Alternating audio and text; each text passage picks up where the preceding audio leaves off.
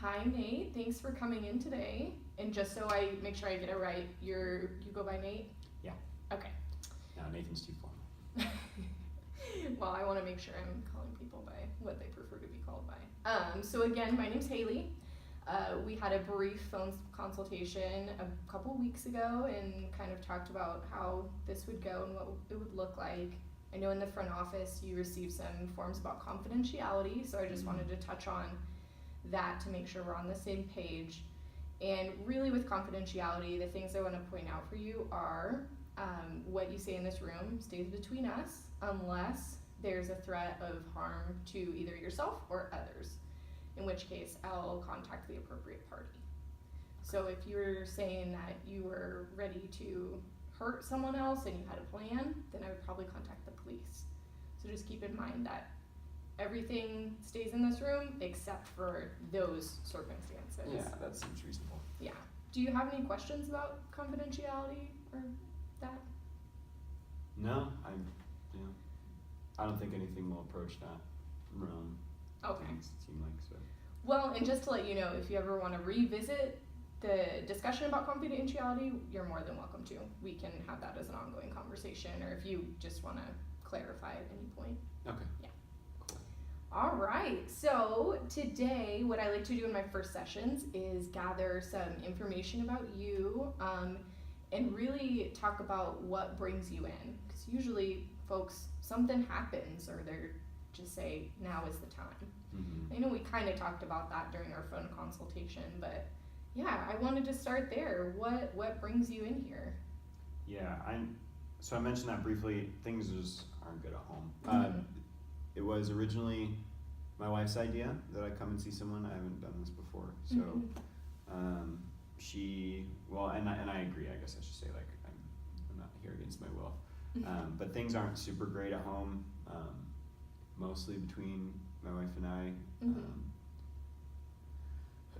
When we fight, like I get stuck. Like I can't come out of it. Like I stay irritated for like hours and days sometimes, to where we've got like a nickname for it, like the mode that I get into. It's bad enough that usually related to my daughter. We fight about, I guess we fight about parenting stuff mostly, and then I don't know, I explode, and I'm usually anxious already, and those are my wife's words too. She thinks I'm anxious. I feel nervous a lot of the time. I'm nervous actually here with you. But yeah, just fighting. And then I think it's been bringing me down too, just because it's been so constant. Not a lot of positive things are going on in the house. Between my wife and I, between my daughter, things are still okay. Yeah, it sounds like there's a lot of both internal things going on that are kind of affecting your external relationships within the household, and it's complicated for various reasons. I also wanted to highlight that you pointed out that you're a little nervous and validate that, because a lot of people also feel that way when they first come to speak to someone, because this can be a very strange environment to share a lot of personal things. So throughout our time, I hope that nervousness will go down. But that actually helps a little bit.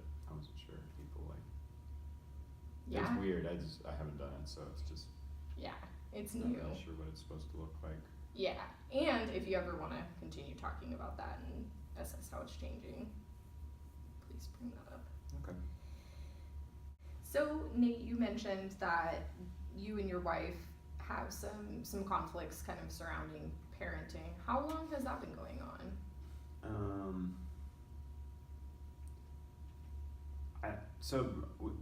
Couples fight, I think, but I think it's been unhealthy, and it's gotten progressively worse for probably about 2 years.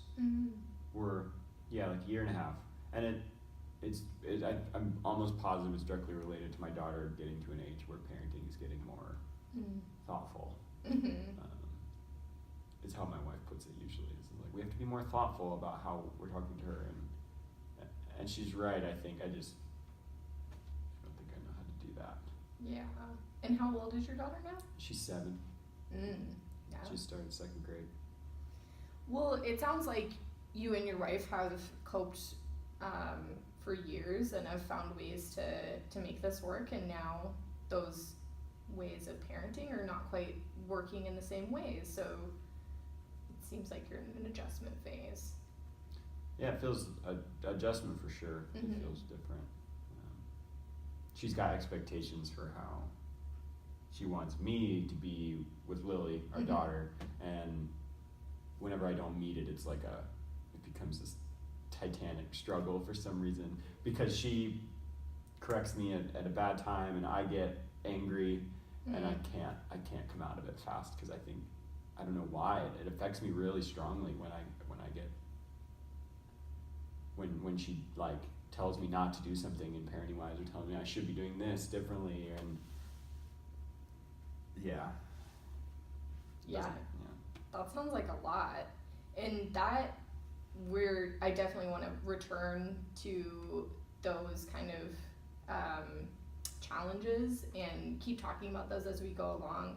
But for now, I think we'll transition to talking more about like your present life, and then start gathering some background information. I know it might seem a little tedious, but it's important to gain some insight into how we got here, and just let me learn a little bit more about you. So why don't you tell me about what you do for work and your schooling background? Okay. So Nate, you've shared a lot about your current situation and a little bit about your background. One thing that I think would be especially helpful for you, but I like to do with all clients, is really dig into family of origin. And by that I mean whoever you grew up with, whoever raised you and like lived in your household when you're coming of age.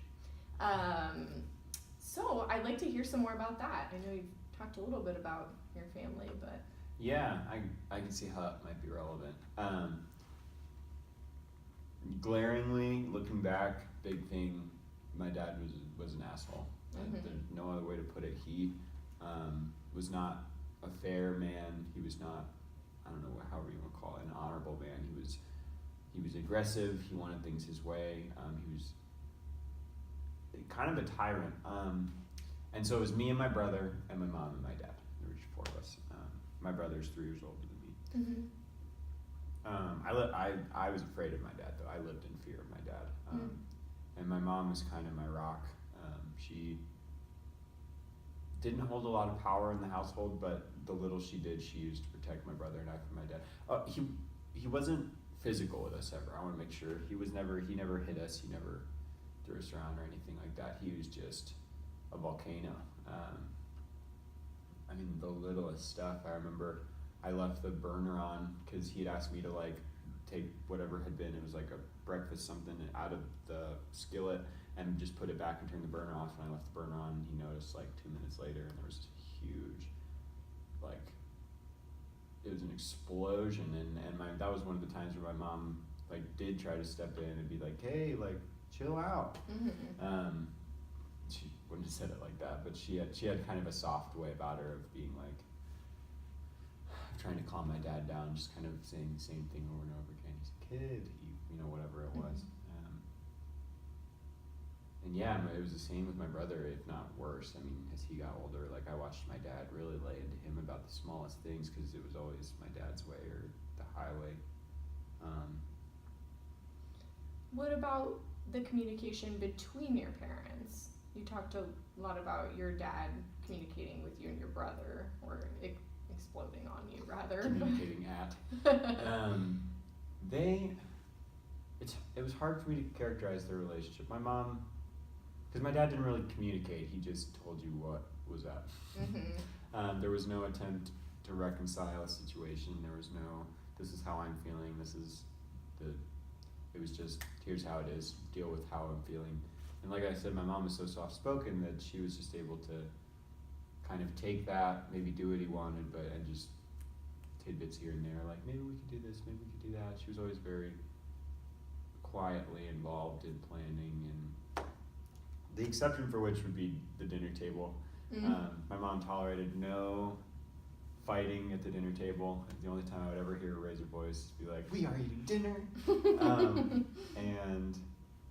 and we all respected that. My dad included. I think he knew that was important to her. And those are some of the best memories that I have is at dinner because we're all together and we're allowed to fight.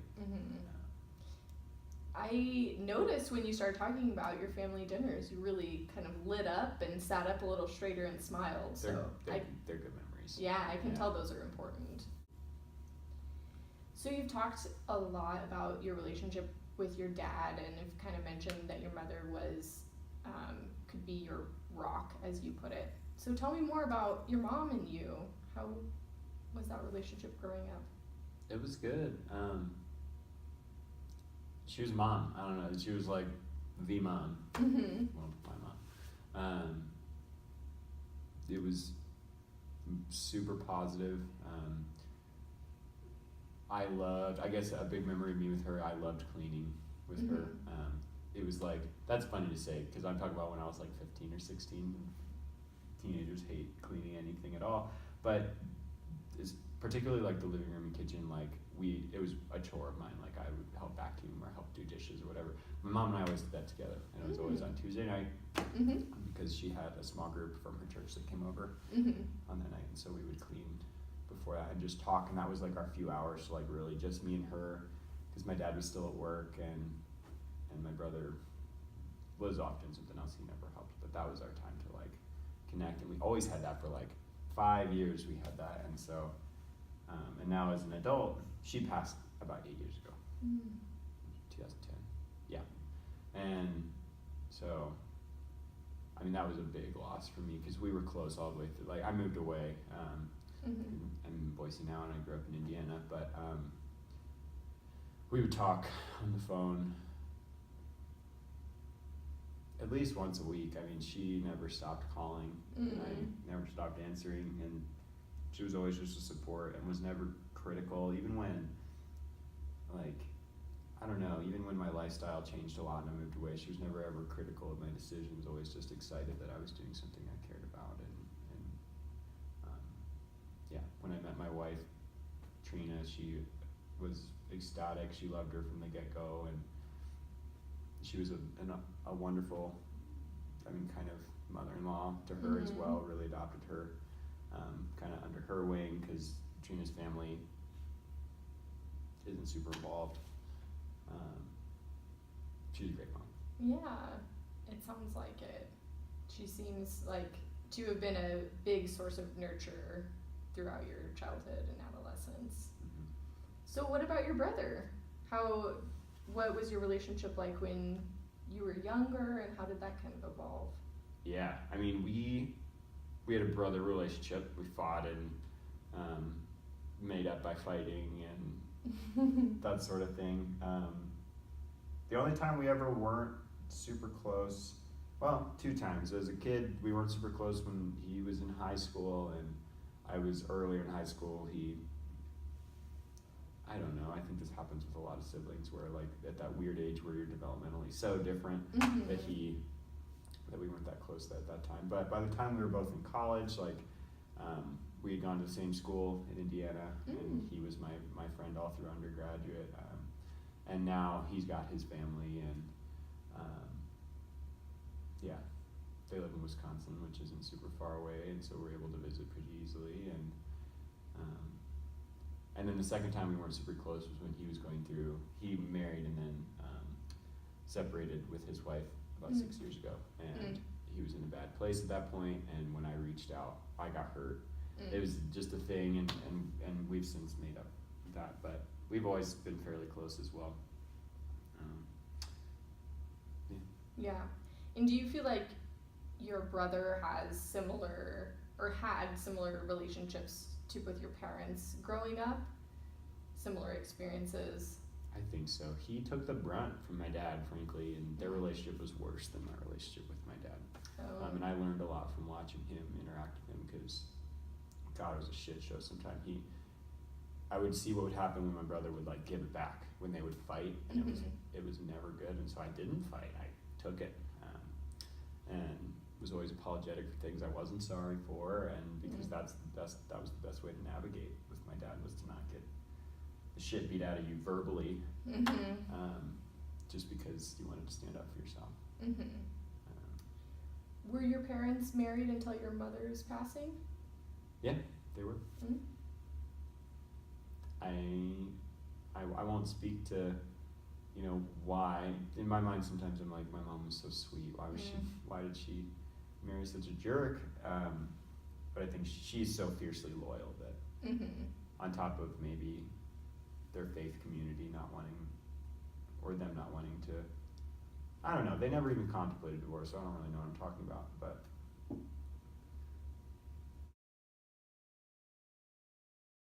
hi, Nate. Welcome back. Good to see you again. How's your week been? good. Actually, nothing to report as far as issues. It was fairly reasonable this week. All right. Well, my daughter got a really good grade on her last writing thing that they do when they're that's amazing. practicing their letters or whatever. She got perfect. It was cool. Put it on the fridge. Oh, that is awesome. Well, I think we should kind of pick up where we left off. Last week we finished talking a lot about your family growing up and some tension in some of those familial relationships, specifically with your dad. And we started to talk about current relationships. But oftentimes when people are older and married and are raising their own kids, they look and think about the household they grew up in and how that might be affecting their present situation.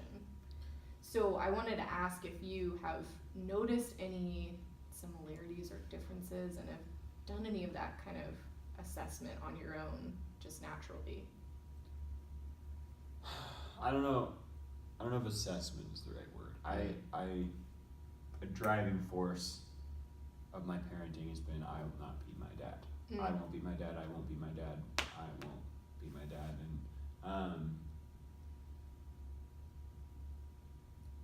similarities, things that maybe I do that I saw him do or saw my parents do. If you've ever thought about those in that way, or you mentioned that you think a lot about actively trying to not be your father. So that has undoubtedly had kind of an effect on your parenting style and how things have been unfolding as you're raising Lily. There doesn't have to be similarities. I think there are. I think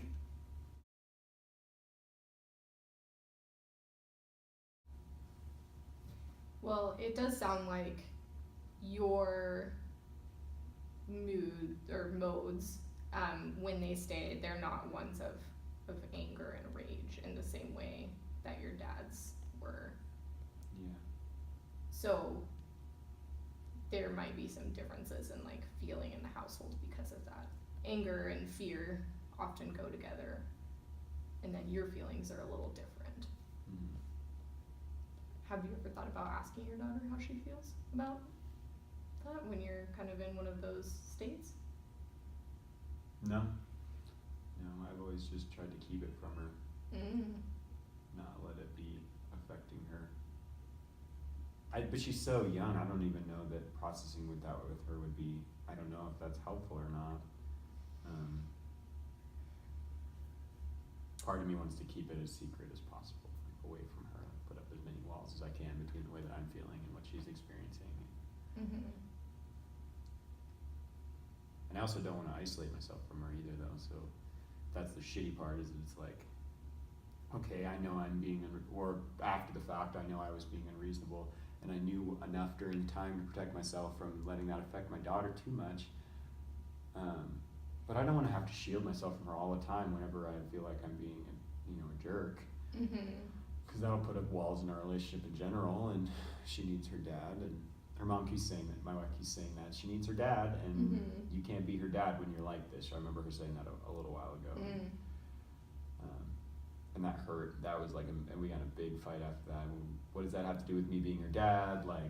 I see the point she's making that that's not the kind of dad I want to be, but I'm still her dad. Yeah, even I had a reaction to that statement. It's a pretty big thing to say to someone. It made me really mad. Yeah. Yeah, I could see that. Nate, welcome back. How's your week been going? Actually, this week was good. Nice.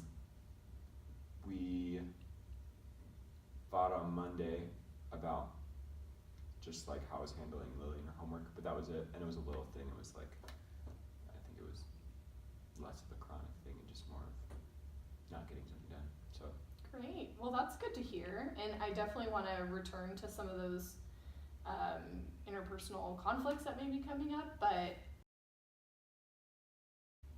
for now, I like to check in about the dream journal that we talked about starting a couple sessions ago. yeah, Just because I haven't had a chance to touch base with you on that. So have you journaled anything in the past couple weeks? yeah. So I had the same dream 2 times. Really? And it's one that I've had one other time before, but it happened once this weekend and then once at the beginning of this week. Wow. Very similar, they're almost identical, but the dream, I wake up late in the dream I get Lily ready for school in the morning and help her get on the bus. In real life? In real life, that's Okay. real life, but in the dream I wake up late to do that and I'm like panicked Mm-hmm. and I like can't find her lunchbox and like when I go like to help her like find clothes for the day and stuff like that, like the laundry's not done and it's like a bunch of things and it's the exact same things. I can't find her lunchbox, she doesn't have clothes, and then I can't find her backpack. So like, Wow. the exact same, and I can't do anything about it, and then the dream changes into something else when like the bus goes by or something like that. Or it happened once when the bus went by the first time, and the second time it was just like, and her mother's not in, Trina's not in the dream at all. So, but there's like a lot of anxiety, like the feeling is like I'm failing at this, and it's very stressful. Like more stressful than I would be in the actual situation, I think. Wow, interesting. What did it feel like to journal about that for the first time? It was good. The first time that the dream happened, it may have happened more times because I felt myself like forgetting it already in the morning when I was writing it down. And there were like details where I was like, did this happen first or did this happen first? And then the second time that I wrote it down, I remembered it all. Like it was much easier for me to record. And so that was interesting. It makes me think like maybe I'm having more dreams that I just am not trained to remember. I've heard that like if you record your dreams that you remember them easier. So I wasn't sure of that. Man. Yeah, sometimes that can definitely be the case. Everyone's different with how they remember their dreams. But wow, interesting. Let's return to some of the feelings and kind of sensations from the dream.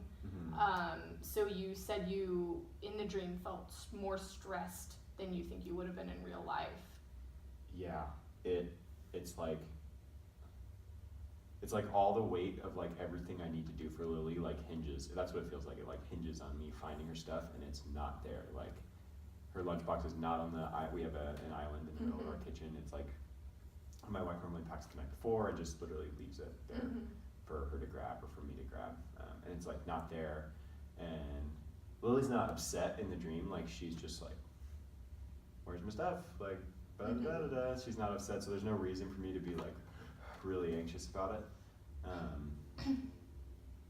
Yeah, but it feels like this is like a big thing and I'm failing at it and I can't find it. It's very weird. It's like very disproportional. Wow.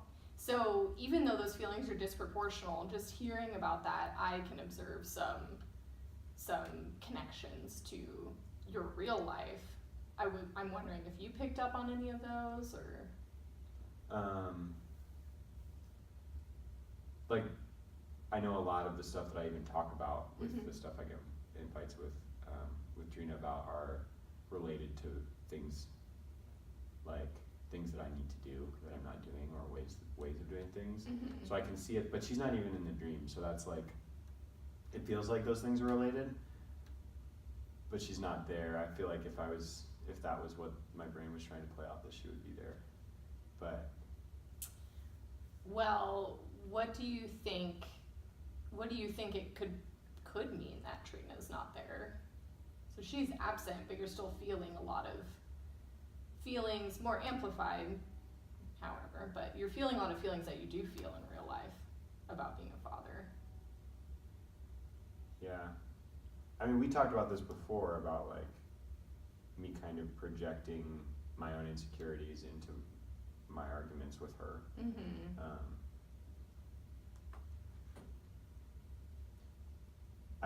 I see the connection. So like, I see a connection. I don't know. Dreams are really weird. They're like fuzzy and They are ephemeral. weird. Like, but like, to where I could feel the stress of like, oh my, like one more fucking thing, like I am screwing up, like, you know, and so. Yeah. And I find it notable that in your dream, Lily is not upset. She's just going along with the morning. I know. She's just there. It's almost infuriating. It's like, why aren't you upset? Like, this is a bad situation. You can't get on the bus. And that's actually fairly realistic. Like, she kind of just gets quiet if I'm arguing with Trina or with, like, if I'm frustrated about something on my own. And that's something, I mean, I've mentioned that before, but that's something I don't like that she feels like she has to shut down, and I'm imagining it's to, like, protect herself, and I hope it's not to protect herself from me, but it might be, which is painful for me to say a little bit. It might be. She's getting to the age where she's very more emotionally in tune with adults, and can probably respond to feelings you might not even allow to the surface. But kids can be very intuitive in ways we don't fully acknowledge. Not to add to your anxiety by saying that, but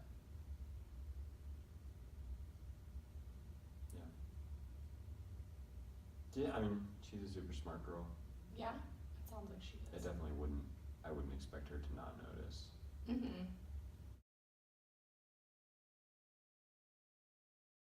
So before we break today, I wanted to ask you a question. What has it been like working with me so far? Working with you in particular, or doing therapy? Working with me in particular, and then you can expand it to just therapy in general. Okay. I haven't done therapy. You're my only therapist I've ever had, so Yeah. I don't really have a whole lot to compare it to. It's different. It's definitely weirder than anything, like, to have someone who just listens. I almost feel like a weird word to describe it, but like deflated. Like during the day or like during the week, I can get I feel very like full and like at the seams, and then in here I feel like I deflate a little bit. Something about either the way that you respond to the things that I say, or like the way, or just the time that I have to explain something, because that's something too where like sometimes I feel like with Trina, like, or with a friend or whoever, I don't feel like I have enough time to fully explain myself when I'm talking about an issue, and so it just builds and builds. I don't get it all off, and it's nice to have the space in here, and you don't judge me the same way other people do, which has been nice. I guess I'm just kind of talking about therapy in general now. Yeah. I feel like we mesh well. I don't have any issues with you in particular. Okay. I wasn't sure if that, yeah. Well, I just like to check in because you described this, I would think, as weird, and it is weird, right? We have this one space where we sit and talk about sometimes really scary stuff or innermost thoughts, but I hope that this can continue to be a safe space for you to continue to like voice what's going on, because I think already in a couple sessions you made a lot of progress. And so I want to keep returning to this, and anytime you feel like you want to discuss something or you want something to change within this relationship, please bring that to me as we move forward. Yeah. No, there really hasn't been anything of note that I want to change. Sometimes I don't know where we're going. Like, like I came in with all these issues, and I don't necessarily get a sense of like an end-to-end goal, you know, which I don't know if that's even the point, but it's just been, like, it's something I look forward to, I guess, if that's what maybe the point of what you're asking, but it's something that I come out feeling better than I did coming in, and I look forward to it kind of towards the end of the week, so. Well, that's good to hear.